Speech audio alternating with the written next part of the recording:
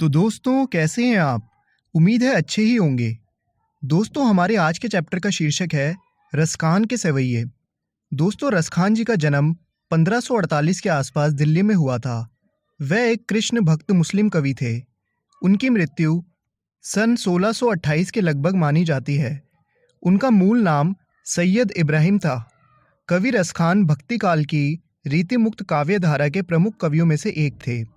इतिहास में रसखान को रस की खान भी कहा जाता है। इनके काव्य में भक्ति व श्रृंगार रस दोनों प्रधानता से मिलते हैं।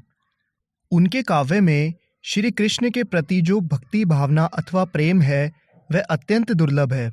वह अपनी रचनाओं में कृष्ण को प्रेम करते हैं और निरंतर उनके रूप सौंदर्य, राधा कृष्ण प्रेम, गोपी कृष्ण प्रेम, उनकी बांसुरी, उनके कुंडल, उनके नेत्रों का वर्णन करने में मग्न रहते हैं। दोस्तों, रसखान द्वारा रचित सवैये में कृष्ण एवं उनकी लीला भूमि वृंदावन की प्रत्येक वस्तु के प्रति उनका लगाव प्रकट हुआ है। तो आइए दोस्तों, शुरू करते हैं अपने प्रथम सवैये से।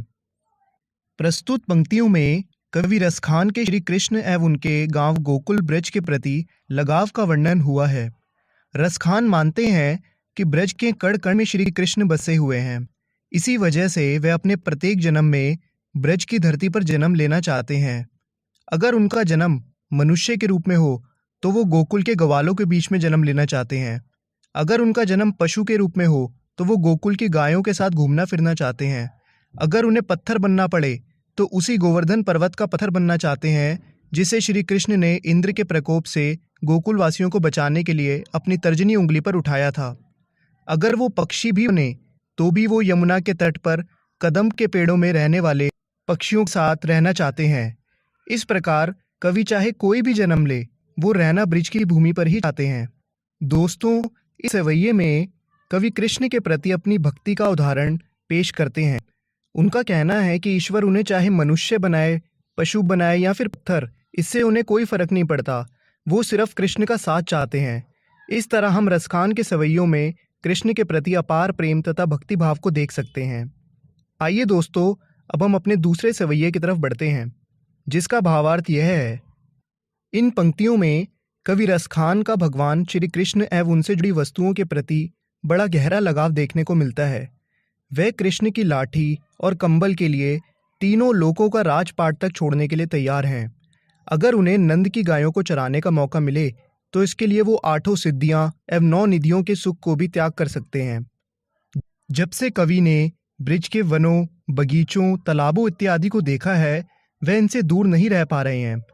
जब से कवि ने करिल की झाड़ियों और वनों को देखा है, वो इनके ऊपर करोड़ों सोने के महल भी न्यौछावर करने के लिए तैयार हैं। दोस्तों, अपने दूसरे सवैये में रसखान ने कृष्ण के ब्रज प्रेम का वर्णन किया है। वह अपनी आंखों से ब्रज के वन, बागों और तालाब को जीवन भर निहारना चाहते हैं। वह ब्रज की कांटेदार झाड़ियों के लिए भी सोने के 100 महल निछावर करने को तैयार हैं। आइए दोस्तों, अब हम अपने अगले सवैये की ओर बढ़ते हैं, जिसका भावार्थ यह है। इन पंक्तियों में रसखान ने कृष्ण से अपार प्रेम करने वाली गोपियों के बारे में बताया है, जो एक दूसरे से बात करते हुए कह रही हैं कि वो कान्हा द्वारा उपयोग की जाने वाली वस्तुओं की मदद से कान्हा का रूप धारण कर सकती हैं, मगर वो कृष्ण की मुरली को धारण नहीं करेंगी। यहाँ गोपियाँ कह रही हैं कि वह अपने सिर पर श्री कृष्ण की तरह मोर पंख से बना मुकुट पहन लेंगी, अपने गले में गुंज की माला भी पहन लेंगी, उनके समान पीले वस्त्र पहन लेंगी और अपने हाथों में लाठी लेकर वन में ग्वालों के संग गायें चराएंगी। दोस्तों, गोपी कह रही हैं कि कृष्ण हमारे मन को बहुत भाते हैं, इसलिए मैं तुम्हारे कहने पर ये सब कर लूँगी, मगर मुझे कृष्ण के होठों पर रखी हुई मुरली अपने होठों से लगाने के लिए मत बोलना, क्योंकि इसी मुरली की वजह से कृष्ण हमसे दूर हुए हैं। गोपियों को लगता है कि श्री कृष्ण मुरली से बहुत प्रेम करते हैं और उसे हमेशा अपने होठों से लगाए रखते हैं, इसीलिए वे मुरली को अपनी सौतन या सौत की तरह देखती हैं। दोस्तों, अपने तीसरे सवैये में रसखान जी ने ये दर्शाया है कि उन्हें श्री कृष्ण की हर वस्तु से प्रेम है और उन्हीं की तरह गोपियाँ भी स्वयं कृष्ण का रूप धारण कर लेना चाहती हैं, ताकि वो भी कभी उनसे जुदा ना हो सके। जैसा प्रेम गोपियों को कृष्ण के लिए है, वैसा ही प्रेम रसखान जी को श्री कृष्ण भगवान के लिए है। आइए दोस्तों, अब हम अपने अंतिम सवैये की ओर बढ़ते हैं, जिसका भावार्थ यह है। रसखान ने इन पंक्तियों में गोपियों के कृष्ण प्रेम का वर्णन किया है। गोपियां चाहकर भी कृष्ण को अपने दिलो दिमाग से निकाल नहीं सकती हैं। इसीलिए वे कह रही हैं कि जब कृष्ण अपनी मुरली बजाएंगे तो वो उससे निकलने वाली मधुर ध्वनि को नहीं सुनेंगी। वो सभी अपने कानों पर हाथ रख लेंगी।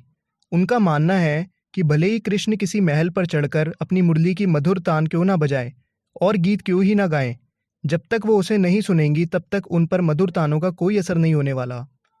आगे गोपियां कहती हैं कि लेकिन अगर गलती से भी मुरली की मधुर ध्वनि उनके कानों में चली गई तो फिर वे अपने वश में ना रह पाएंगी। फिर चाहे हमें कोई कितना भी समझाए, हम कुछ भी समझ नहीं पाएंगी।